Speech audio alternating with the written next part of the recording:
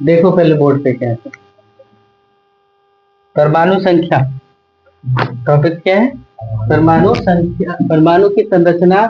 उसमें से पहला टॉपिक हम लोग को देखना है परमाणु संख्या। शुरू से ही जान रहे परमाणु संख्या के बारे में। तीसरा चैप्टर में पता है क्या?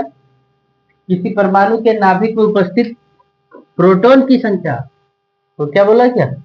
परमाणु संख्या बोला गया। किसी परमाणु के नाभिक में उपस्थित किसकी संख्या? प्रोटॉन की संख्या को क्या बोला गया? परमाणु संख्या कहा जाता है। परमाणु संख्या को किसके द्वारा दर्शाया जाता है? जड़ के द्वारा। इसके नीचे किसके द्वारा? जड़ द्वारा सूचित किया जाता है।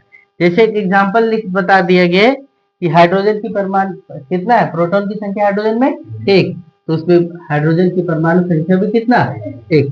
कार्बन में प्रोटॉन की संख्या 6 है। कार्बन में प्रोटॉन की संख्या कितना? 6। तो उसका क्या बोलते हैं? परमाणु संख्या भी कितना?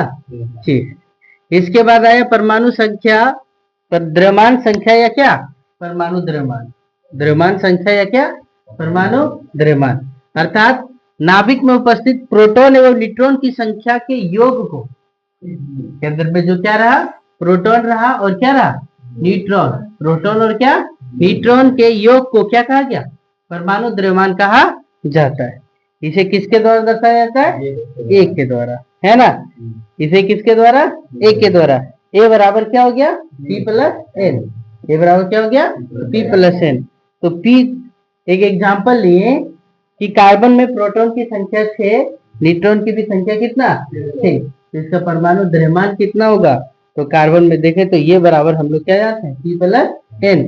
तो 6 प्लस 6 बराबर कितना? 12। अर्थात कार्बन का परमाणु द्रव्यमान कितना हो गया?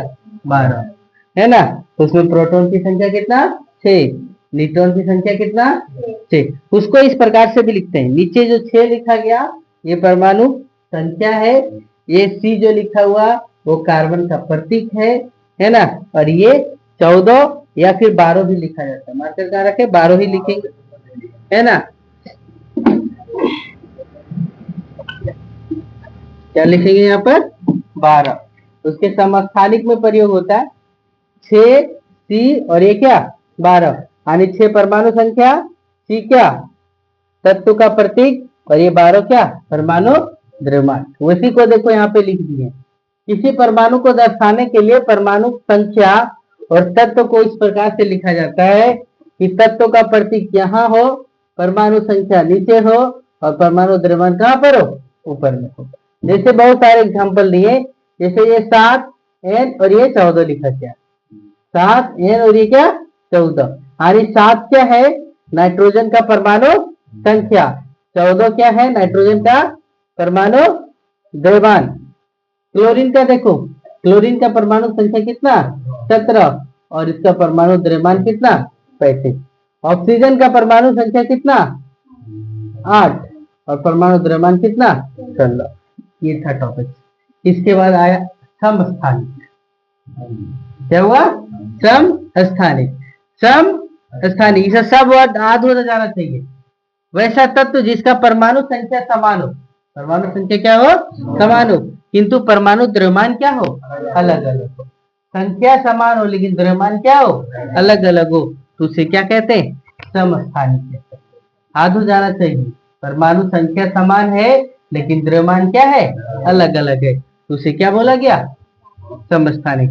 जैसे प्रोटियम, हाइड्रोजन के 3 ग्रुप समस्थानिक है। हाइड्रोजन का कितना समस्थानिक है? 3 ठो, है ना। 1H1 और इसमें परमाणु संख्या कितना? 1, है ना। तत्व का नाम हाइड्रोजन और परमाणु द्रव्यमान कितना? 1। 1H1, तो इसको क्या बोला गया? प्रोटियम, है ना। 1H2, 1H2, तो इसे क्या बोला गया? ड्यूटेरियम। और इसमें परमाणु संख्या 1 है। देखो यहाँ पर समझो, यहाँ भी परमाणु संख्या 1, यहाँ भी परमाणु संख्या 1 और यहाँ भी परमाणु संख्या क्या? 1। देख रहे हो तीनों जगह 1 है। परमाणु संख्या समान है लेकिन तीनों जगह देखो तो यहाँ परमाणु द्रव्यमान 1 है, यहाँ का परमाणु द्रव्यमान कितना और यहाँ का परमाणु द्रव्यमान कितना है? 3 है। तो हाइड्रोजन के कितने समस्थानिक को बताया गया? 3 ठो। कौन कौन? 1H1 को प्रोटियम, 1H2 को ड्यूटेरियम और 1H3 को क्या? ट्राइटियम बोला जाता है। यानी हाइड्रोजन के समस्थानिक है। फिर कार्बन के 2 समस्थानिक है। कौन?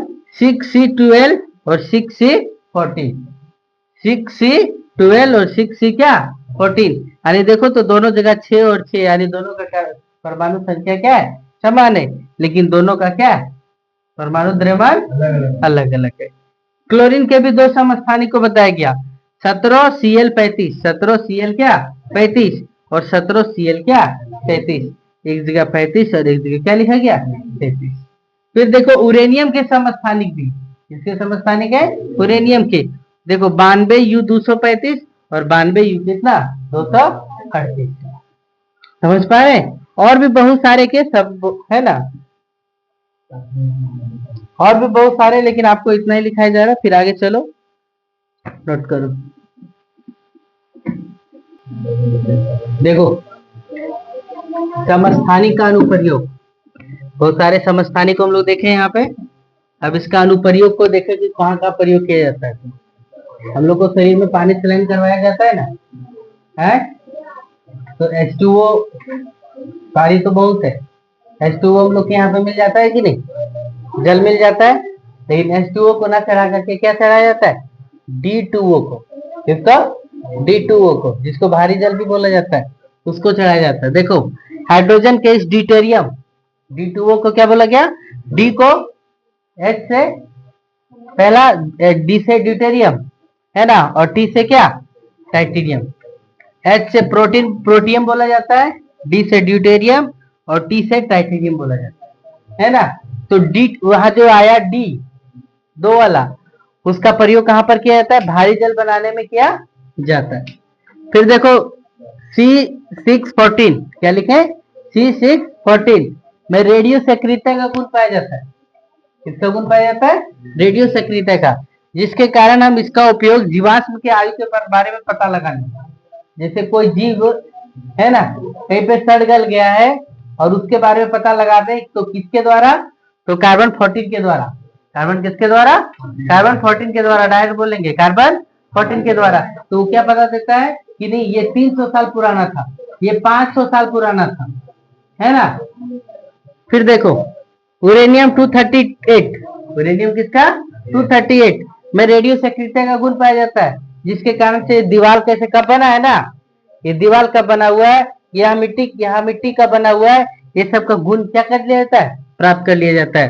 यानी यूरेनियम 230 में रेडियो सक्रियता का गुण पाया जाता है, अतः इसका उपयोग चट्टान के बारे में, पर्वत के बारे में, पठार के बारे में, मैदान पृथ्वी के आयु के बारे में पता लगाने में किया जाता है। फिर देखो कैंसर का उपचार के लिए, कैंसर जो हो जा रहा है अभी सभी को, कैंसर के उपचार के लिए कोबाल्ट के समस्थानिक का प्रयोग किया जाता है। किसके समस्थानिक का, कोबाल्ट के समस्थानिक का प्रयोग किया जाता है। घेंगा रोग हो जाता है ना, तो घेंगा रोग के इलाज में भी आयोडीन के समस्थानिक का क्या किया जाता है, उपयोग किया जाता है। फिर देखो समभारिक, अगला टॉपिक कौन है, समभारिक, तो वैसा तत्व जिसका परमाणु द्रव्यमान क्या हो, समान हो। समस्थानिक में हम लोग क्या देखे कि परमाणु संख्या समान हो और परमाणु द्रव्यमान क्या हो, अलग अलग हो। और यहाँ हम लोग क्या देखेंगे कि वैसा तत्व जिसका परमाणु द्रव्यमान समान हो, लेकिन द्रव्यमान परमाणु संख्या क्या हो, अलग अलग हो, तो उसे क्या कहा गया, समभारिक कहा जाता है। यानी भार जिसका बराबर हो, द्रव्यमान बराबर हो।